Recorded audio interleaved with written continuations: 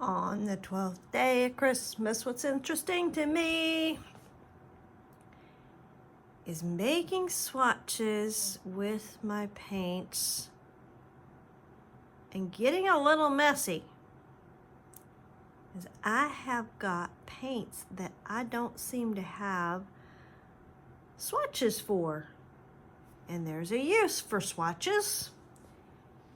When you're gonna make a painting, first off, sketch. That's very important. And next, you gotta pick your colors, you know? What color's your sky gonna be?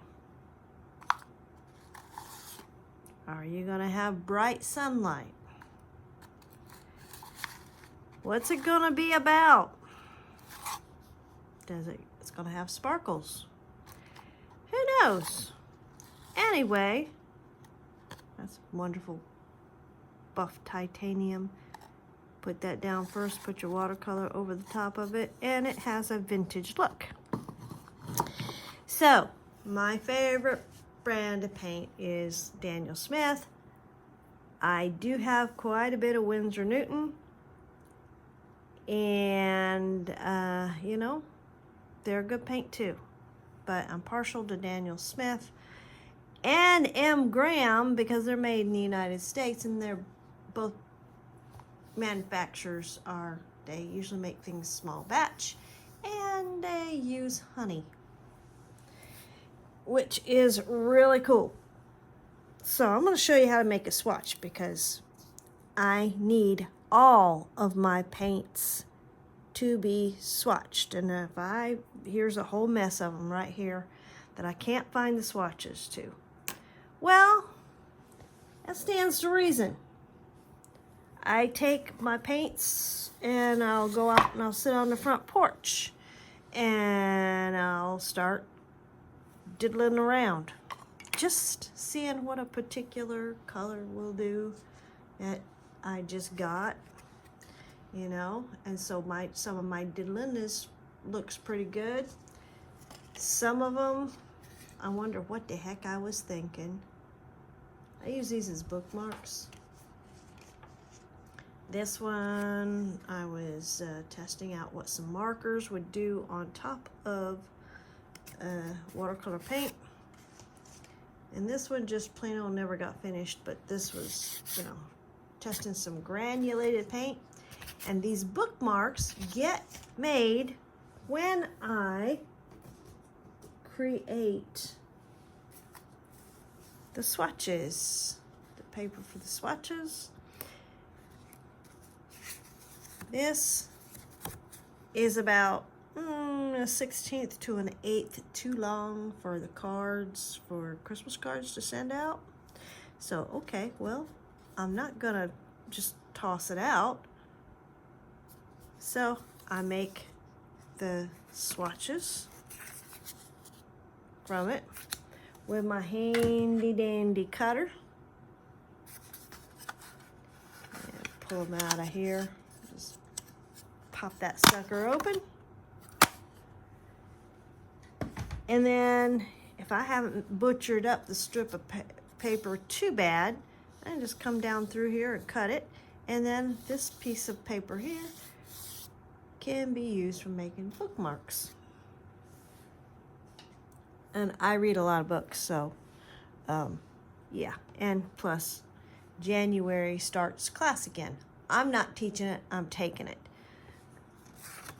So anyway, I'm just gonna have this laid down here and show you how I swatch, which is the same as probably everybody else and their brother swatches.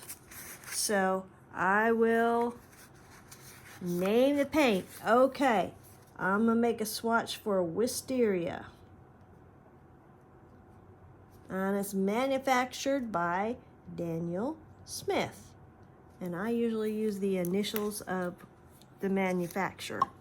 Now, I'm gonna get my favorite brush out here.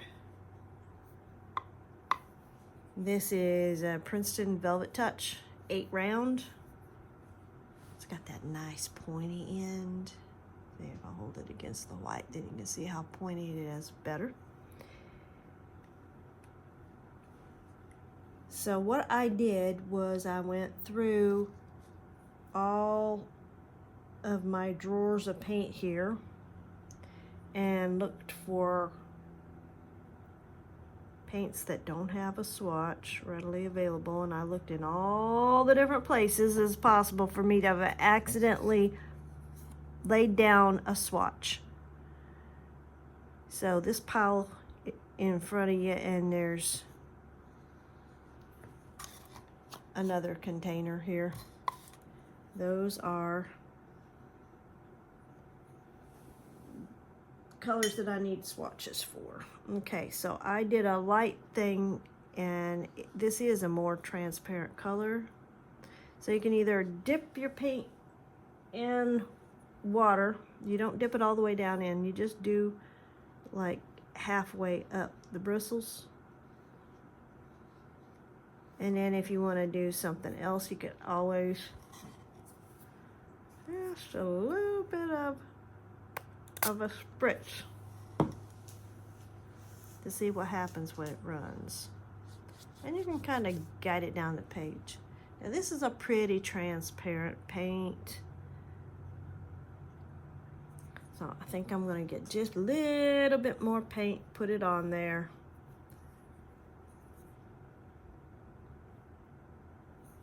You don't need a huge blob.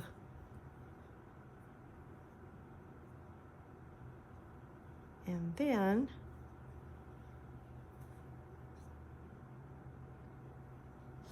it'll go into the drawer for the reds, purples, and pinks.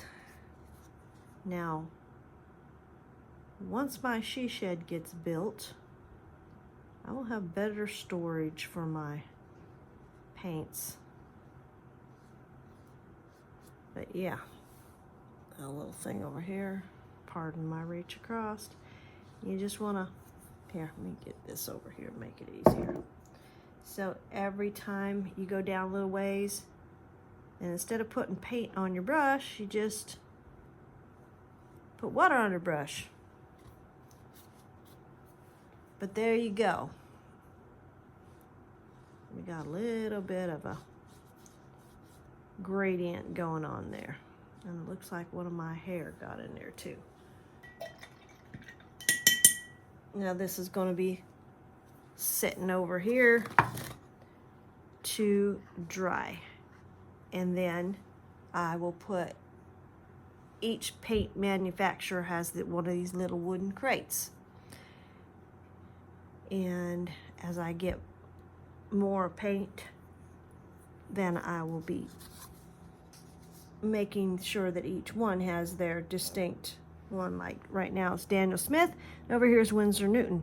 Now this one has M. Graham in it, and Holbein, and let's see what else. There's Schmincke and Mary Blue. Anyway, let's get going on another one. So you can see it. And then I promise I'm gonna let you go. Excuse me. The reason my husband is not in here is he's under the weather. Okay, how about we do Mineral Violet? That's a H on here for Holbein.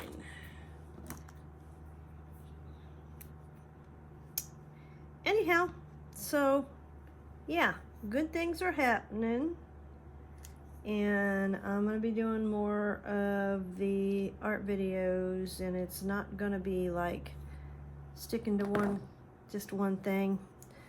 I've got little whimsical characters that I've been developing, and there's also you know, the class I'm taking is botanical illustration. So yeah, okay, this is a better color to show you getting water, not more paint, on the brush and then just let it work itself down and fade out. So yeah, that's Mineral Violet Holbein. And these will just dry, and then later on I will take them and put them in their proper place. So like and subscribe, and let us know maybe some things that you'd like to see us do. And we're going to be back with the alcohol videos probably tomorrow night. Not 100% sure how it's going to go because of him being a little under the weather. And we've got a home repair going on tomorrow. So we'll catch you when we catch you. Thanks for watching.